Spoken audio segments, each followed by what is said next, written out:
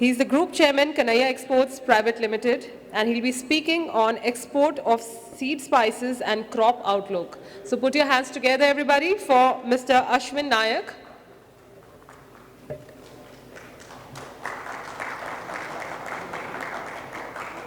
Everyone,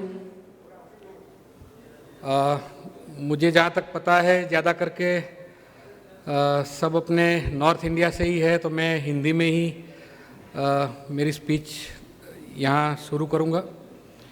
यहाँ काफ़ी बड़ी मसाला कंपनीज़ के मालिक, सीईओस, मैनेजर्स, काफ़ी जो अपनी इंडस्ट्रीज़ के जो लीडर है वो, ट्रेड के जो बड़े बड़े लोग हैं वो सब यहाँ उपस्थित है। उसमें मेरा जो एक व्यक्तिगत थोड़ा सा परिचय है वो इधर मैं दे के फिर थोड़ा जो मेरा क्रॉप आउटलेट लुक के ऊपर व्यू है वो शुरू करूँगा। ये मेरा व्यक्तिगत परिचय है।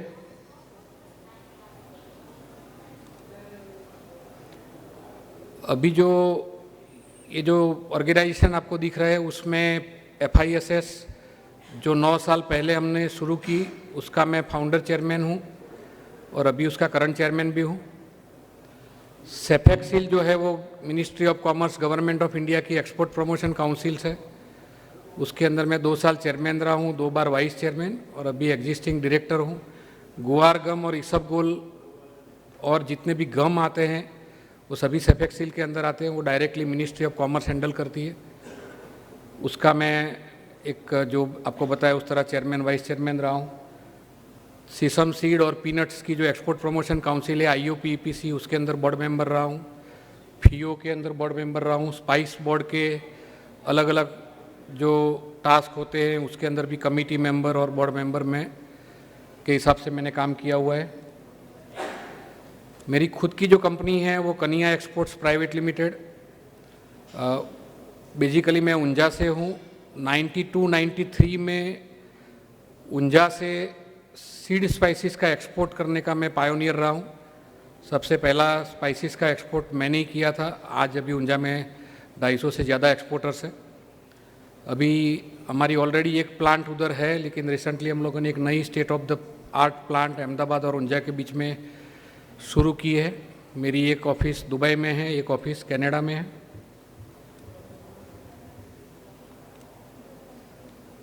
अभी जो क्रॉप के आउटलुक है उसके ऊपर मैं बात करूंगा।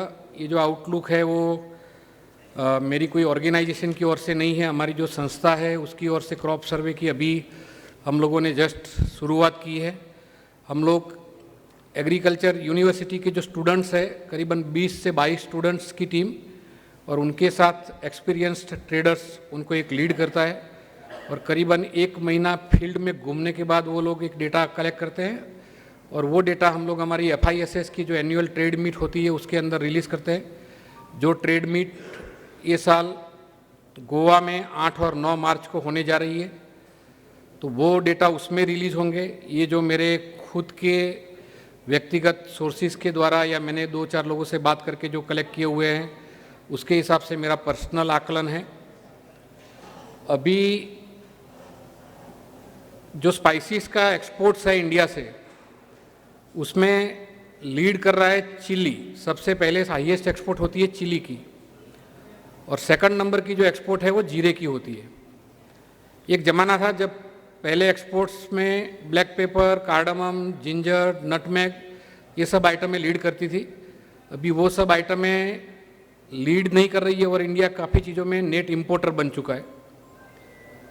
चिली के बाद जीरा, जीरे के बाद धनिया, सौंफ, मेथी यानी कि सीड स्पाइसेस करीबन इंडिया के स्पाइसेस एक्सपोर्ट का 40% हिस्सा हो चुका है और उसको जितनी अहमियत मिलनी चाहिए थी सेंट्रल लेवल पे स्पाइस बोर्ड की ओर से वो नहीं मिल रही थी। इसीलिए हम लोगों ने FISS नाम की ऑर्गेनाइजेशन शुरू की जो कि नॉर्थ ईस्ट वेस्ट इंडिया को रिप्रेजेंट करे, स्पाइस बोर्ड तक आवाज़ पहुँचे। और आपको जान के खुशी होगी कि जो आज इंडिया के DGFT है, director general of foreign trade, उसके जो हेड है मिस्टर संतोष सारंगी, वो एक बार जब जॉइंट सेक्रेटरी थे तब हम लोग FISS के तहत उनको ऊंजा लेके आए थे, और उसके बाद FISS के रिप्रेजेंटेशन के ऊपर स्पाइस बोर्ड के अंदर काफ़ी सारे बदलाव उन्होंने किए थे, और ये हमारी एक काफ़ी अच्छी खासी सफलता थी हमारी ऑर्गेनाइजेशन की। अभी जीरा जो है वो चिली के बाद लीड कर रहा है। चिली मेरी आइटम है नहीं, इसलिए मैंने इसके अंदर शामिल नहीं किया है। जीरे में अभी जो क्रॉप के रिपोर्ट मिल रहे हैं उसके हिसाब से गुजरात में 15 से 20% क्रॉप की सोइंग कम है। राजस्थान में लगभग लास्ट ईयर के बराबर की क्रॉप सोइंग है।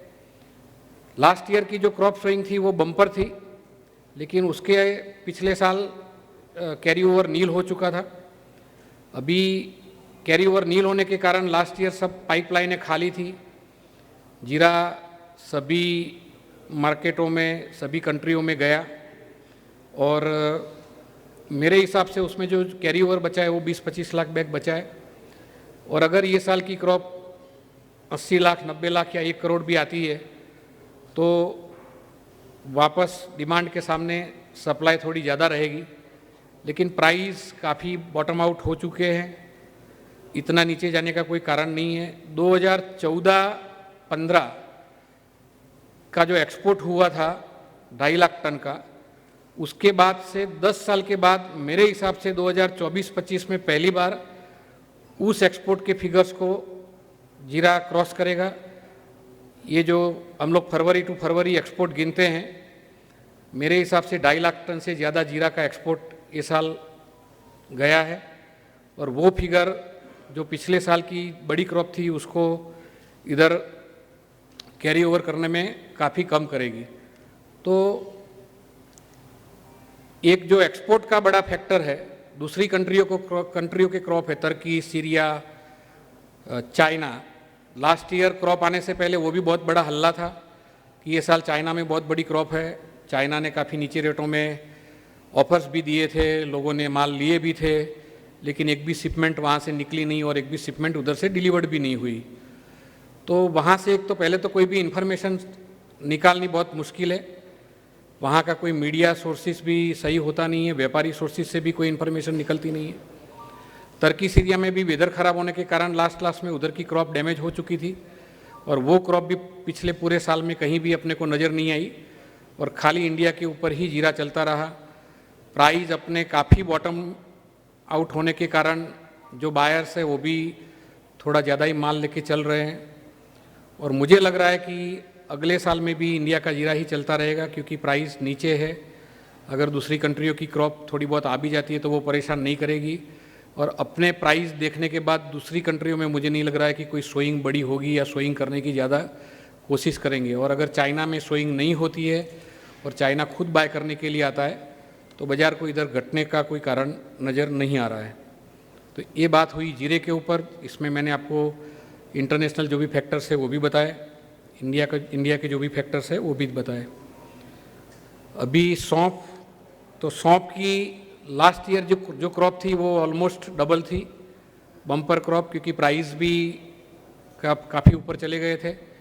तो फार्मरों ने जम के सौंफ बोई और सौंफ आई भी सही, प्राइस भी एकदम बॉटम पे आ गए थे। उसी के कारण सौंफ का एक्सपोर्ट भी लास्ट ईयर ज़बरदस्त रहा है, और सौंफ काफ़ी अच्छी मात्रा में एक्सपोर्ट हुई। चाइना खुद भी काफ़ी सौंफ इधर से लेके गया, और फिर भी सौंफ में मेरे हिसाब से 20 लाख की बैग की कैरी ओवर रहेगी। ये साल की क्रॉप जो है वो 50 या 60% की बता रहे हैं। अगर उतनी आती है तो भी एक पूरी जो रिक्वायरमेंट है क्रॉप की वो पिछले साल से अगर कैरी ओवर होती है तो उसमें प्राइस तो ऑलरेडी बॉटम आउट है, तो प्राइस नीचे जाने के कोई चांसेस नहीं है, लेकिन ऊपर जाने के लिए अभी भी उसको स्ट्रगल करना पड़ सकता है। कोरिएंडर पिछले 2-3 सालों से सोइंग कम हो रही है, लेकिन कोरिएंडर में जो प्रॉब्लम है वही है कैरी ओवर की है। पिछले 3-4 करीबन 5-1 साल से उसको कैरी ओवर परेशान कर रहा है। तो हर साल जो क्रॉप थोड़ी थोड़ी कम होती जा रही है और कैरी ओवर कम होता जा रहा है, उसके कारण मुझे लग रहा है कि कोरिएंडर का फंडामेंटल धीरे धीरे सुधर रहा है। और अगर ये साल की क्रॉप भी 20-30% कम आती है तो कोरिएंडर अगले साल के लिए अच्छा रह सकता है। लेकिन कोरिएंडर में इंटरनेशनल फैक्टर्स भी है। रशिया एक बड़ा सप्लायर है, रशिया के अलावा यूक्रेन, बल्गेरिया, रोमानिया और थोड़ा बहुत मोरक्को का भी क्रॉप आता है, लेकिन जो जियोपॉलिटिकल और वॉर की सिचुएशन है उसके कारण रशिया एक ज़्यादा सप्लाई में रहता है, दूसरी कंट्रियों की इतनी सप्लाई अपने को परेशान नहीं करती है। लास्ट ईयर रशिया की सप्लाई थोड़ी डिस्टर्ब थी, उसके कारण और भाव अपने नीचे होने के कारण इंडिया का एक्सपोर्ट धनिये का काफ़ी अच्छा गया है पिछले सालों की कंपेयर में। तो मुझे लग रहा है कि वो भी कैरी ओवर को कम करने में मदद करेगा। ये सभी क्रॉपों में अगले एक साल का वेदर, अगले एक महीने का वेदर बहुत क्रूशियल है।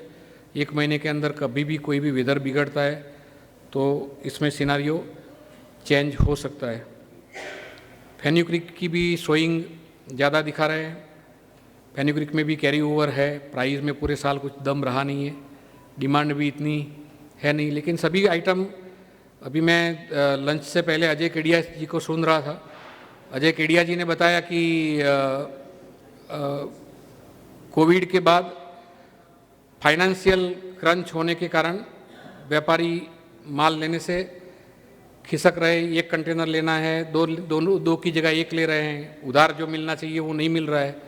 लेकिन उन्होंने एक कोविड का कारण बताया था कि कोविड के बाद से वो सिचुएशन खड़ी हुई है। लेकिन मेरे हिसाब से वो एक प्रोफेशनल है, उन्होंने थोड़ा कॉशियस होकर बताया। मैं अगर क्लियर बताऊँ तो लास्ट ईयर और उसके पिछले साल जो बड़ी तेजियाँ हुई थी सभी चीज़ों में, और उसके बाद जो बुरी तरह से मार्केट क्रैश हुए और वो क्रैश में लोगों ने पैसे गंवाए, काफ़ी लोग पैसे देने में डिफ़ॉल्ट हुए और उसका बड़ा इफेक्ट पिछले साल की मार्केट में और अगले साल की मार्केट में भी देखने को मिल सकता है, क्योंकि लोग डरे हुए हैं। एक दूसरे के ऊपर से ट्रस्ट फैक्टर भी काफ़ी कम हो चुका है। उसके कारण कोई भी बंदा पैसे लिए बगैर माल सप्लाई करने से खिचकाता है और वो कारण से ज़्यादा करके सभी कमोडिटी में मार्केट बैठी हुई है। ये मेरे हिसाब से एक वो कारण है। अभी टर्मरिक, उसकी सोइंग करीबन जो नॉर्मल क्रॉप होती है उसके करीबन दिखा रहा है, कोई 10-20% कम दिखा रहा है, कोई सेम दिखा रहा है। लेकिन टर्मरिक में भी वही है, पिछले 2-3 साल में कैरी ओवर ऑलमोस्ट ख़त्म हो चुकी है और ये साल की क्रॉप अगर 70-80 लाख बैग्स भी आती है तो सामने 1 करोड़ बोरी की डिमांड है। क्रॉप और डिमांड दोनों अगर मैच भी होते हैं तो भी मेरे हिसाब से ये जो 5 मसाले हैं इसमें सबसे ज़्यादा हॉट रह सकती है टर्मरिक। पिछले साल भले एक बार सीजन में हाई किया था, उसके बाद पूरे साल टर्मरिक जितनी बढ़नी चाहिए थी वो बढ़ी नहीं। लोगों को जो प्राइस बढ़ने की उम्मीद थी उसमें भी लोग थके, काफ़ी लोग थक के निकल चुके हैं। लेकिन मुझे ऐसा लग रहा है कि टर्मरिक में अगर तेज़ी का एक अच्छा खासा राउंड आ सकता है तो ये 2025 में ही उसके लिए मौका है, क्योंकि कैरी ओवर नहीं है। कोई भी चीज़ की तेज़ी के लिए कैरी ओवर मेरे ख्याल से सबसे ज़्यादा बड़ा फैक्टर होता है। क्रॉप बड़ी या कम हो वो उतना बड़ा फैक्टर नहीं होता है, क्योंकि क्रॉप आजकल फार्मर के हाथ में रहती है। हम लोग हरे हरे खेतों के फोटो देख के बेच देते हैं, लेकिन उसके मालिक हम नहीं होते हैं, उसके मालिक फार्मर होते हैं। फार्मर आजकल स्ट्रांग हो चुके हैं, उनके यहाँ भी नई जनरेशन आ चुकी है, उनके यहाँ स्मार्टफोन आ चुके हैं। वो लोग सीरिया, तुर्की, चाइना के वेदर देखते हैं, कौन सी चीज़ में क्या प्राइस चल रही है वर्ल्ड में वो भी देखते हैं, उसके बाद वो लोग बेचते हैं।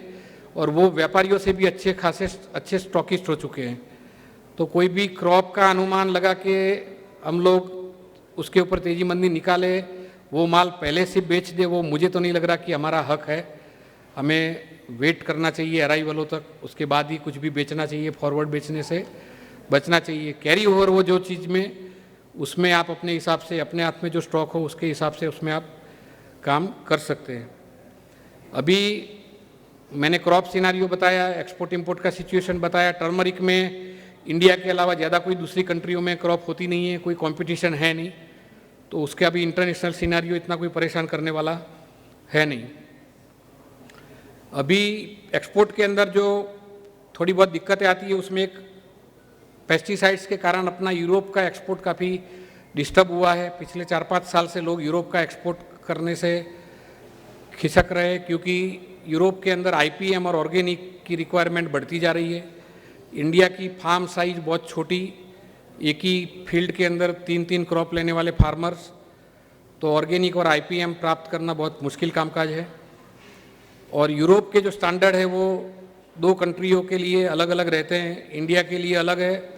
इंडिया से अगर आप एक चीज़ भेजेंगे तो उसके ऊपर जो IPM या ऑर्गेनिक के वो स्टैंडर्ड लगाते हैं, वही चीज़ तंजानिया से एकदम ख़राब पैकिंग में जाएगी, अनक्लीन जाएगी, फिर भी उनके लिए वो स्टैंडर्ड अलग है, वो माल उधर पास हो जाएगा। तो जो ऑर्गेनाइजेशन हम लोग बनाते हैं या जो हम लोग गवर्नमेंट बेस के ऊपर हमारी रिप्रेजेंटेशन देते हैं, उधर हम लोगों को गवर्नमेंट को बताना चाहिए कि भाई इंडिया के लिए एक स्टैंडर्ड क्यों और दूसरी कंट्री के लिए एक स्टैंडर्ड क्यों। इसके कारण एक अपनी एक्सपोर्ट यूरोप की इफेक्ट हुई है। ऑर्गेनिक के अलावा एक सेकंड स्टैंडर्ड जो IPM इंटीग्रेटेड पेस्ट मैनेजमेंट जो बोलते हैं, वो थोड़ा बहुत चलता है, लेकिन वो राजस्थान का जो अपना जैसलमेर बेल्ट है उधर से ही थोड़ा बहुत माल निकलता है। बाकी IPM या ऑर्गेनिक इंडिया में से प्राप्त करना बहुत मुश्किल काम है। और मैं तो समझता हूँ इंडिया में से ही प्राप्त करना नहीं, वर्ल्ड में कहीं भी आप जाओ, मैं खुद कैलिफोर्निया के आलमंड के खेतों में घुमा हुआ हूँ और मैंने अपनी आंखों से देखा है कि बादाम के ऊपर वो लोग जम के स्प्रे करते हैं अलग अलग दवाइयों का। तो जहाँ भी खेत लगे हैं, डिजीज़ आती है तो फार्मर रुकता नहीं है, वो दवाइयाँ लगाता ही है।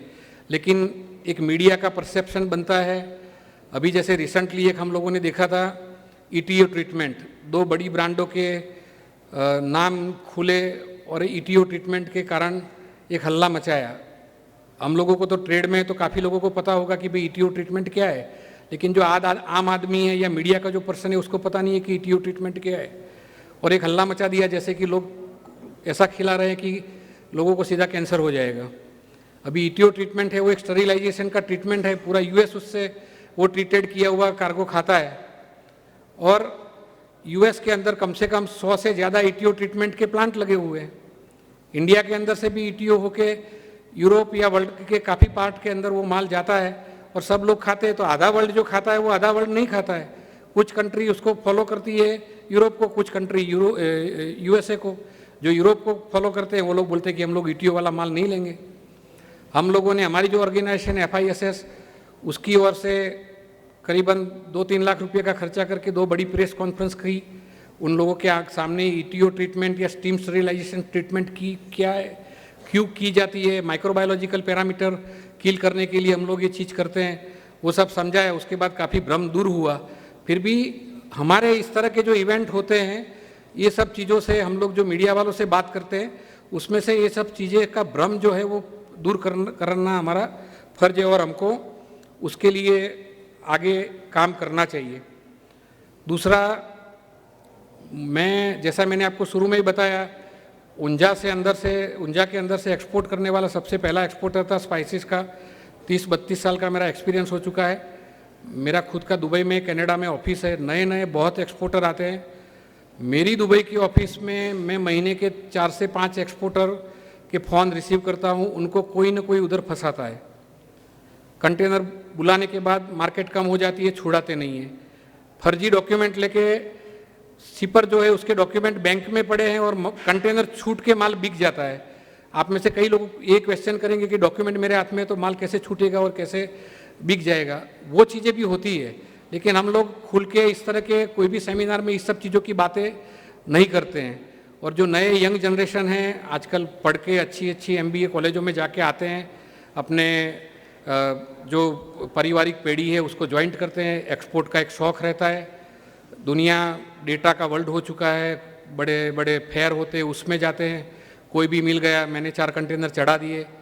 उधर जाने के बाद फिर फंसने के बाद पता चलता है कि ये तो अपन फर्जीवाड़े में फंस गए। तो मैं सबको यही सलाह दूंगा कि 4 जगह से उसकी जांच करें। अपन कोई भी 1-2 किलो चीज़ नहीं बेच रहे हैं। हम लोग 2 कंटेनर बेच रहे हैं। 1-2 करोड़ रुपए से कम लगते नहीं हैं। रेफरेंस के बगैर हम लोग इंडिया में पड़ोस वाले को नहीं देते हैं, लेकिन तुर्की वाले को या दुबई वाले को क्यों जाके दे आते हैं मुझे नहीं पता है। तो उसमें सोचना चाहिए, एक दूसरे से बात करें। अपने जितने भी व्हाट्सएप ग्रुप है उसमें आपके साथ कोई भी चीटिंग हुई है तो वो खुल के बताए कि मेरे साथ फलाने व्यक्ति ने चीटिंग की है, तो दूसरा बंदा बचेगा। अल्टीमेटली अपना भाई दोस्ती है, जो इंडिया का बंदा है वही उसके अंदर बच जाएगा। तो एक अपने को वो ध्यान रखना चाहिए। इंडिया की मार्केट 150 करोड़ लोगों की मार्केट है। मेरे पास कोई भी सलाह लेने आता है तो मैं उनको बताता हूँ कि एक्सपोर्ट की जगह इंडिया की मार्केट के ऊपर ज़्यादा फोकस करें, ब्रांड बनाएं, वैल्यू एडेड प्रोडक्ट बनाएं, हमारे से चिल्ली ले जाके चाइना के अंदर टबेस्को सॉस बनता है या चोलुला सॉस बनता है, वो पूरे वर्ल्ड को हावी हो जाते हैं। पेरी पेरी करके मसाला हम लोग जाके मैकडोनाल्ड या सबवे के अंदर खाते हैं, वो पेरी पेरी की शोध या जो उसकी खोज है वो यूएस वाले करते हैं। उसकी जगह वो वैल्यू एडिशन हम लोगों को करने की ज़रूरत है।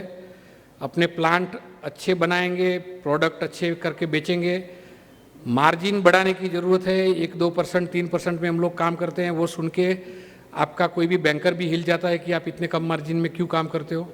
तो ये सब जो ट्रेड की फैक्ट और प्रैक्टिकल सलाह है वो मैंने आपको आज दी। बाकी जो क्रॉप सर्वे मेरा था, मेरा आकलन था, वो दिया।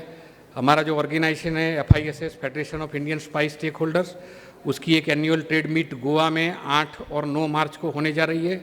उसमें आपको जो साइंटिफिकली क्रॉप सर्वे किए हुए डेटा है वो मिलेंगे, तो वो आप सब लोग अटेंड करें। उसके लिए मैं आप सबको इनवाइट करता हूँ।